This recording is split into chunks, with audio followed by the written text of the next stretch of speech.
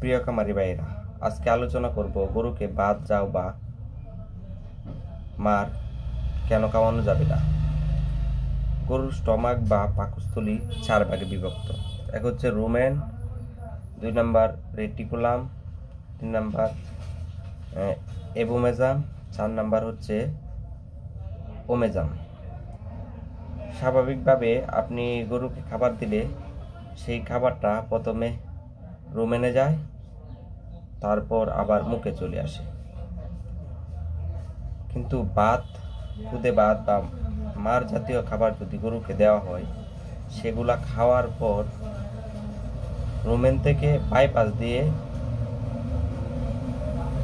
Reticulum, এবোমেজাম বা ওমেজাম এগুলাতে চলে যাওয়ার সম্ভাবনা খুবই বেশি।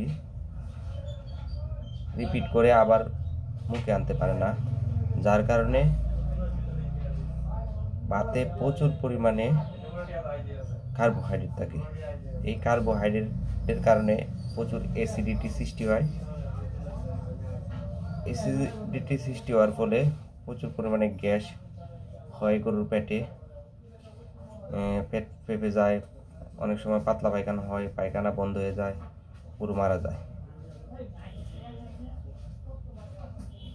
তাই এই রোগ থেকে পরবর্তীতে গরুকে সুস্থ করার জন্য ক্ষার জাতীয় ওষুধ দেওয়া হয়, যেরকম খাবার সোডা, আদা বা বিভিন্ন মেডিসিন, ববি কেয়ার এই জাতীয় পাউডার প্রচুর পরিমাণে ক্ষার থাকে, যার কারণে এই অ্যাসিডকে ধ্বংস করে গরুকে সুস্থ করতে সাহায্য করে। এখন কথা হচ্ছে, গাভীর ক্ষেত্রে যদি আপনি ভাত বা খুদে ভাত এগুলা খাওয়ান, তাতে করে কি সমস্যা হয়?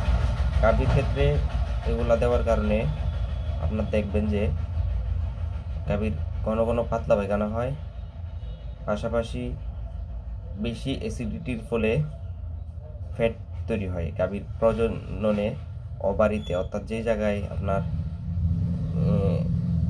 বাচ্চা সৃষ্টি হয় গাভীর, এই জায়গায় প্রচুর পরিমাণে ফ্যাট জমে যায় অ্যাসিডিটির ফলে, যার ফলে আপনার গরু ঘন ঘন হিটে আসে, সিমেন্ট দিলে সিমেন্ট কনসিভ করে না, বা হিটে আসতে অনেক দেরি হয়।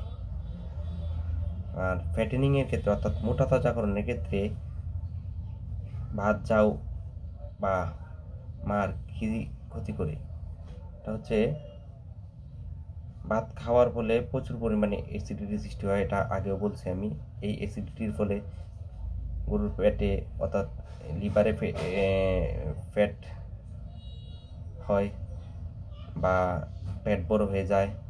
লিভারের ফ্যাটের ফলে পেট বড় হয়ে যায়, আর অনেক সময় গরুর হার্ট অ্যাটাক করে, বেশি ফ্যাটেনিংয়ের ফলে হার্ট অ্যাটাক করে গরু মারা যায় বেশিরভাগ ক্ষেত্রে।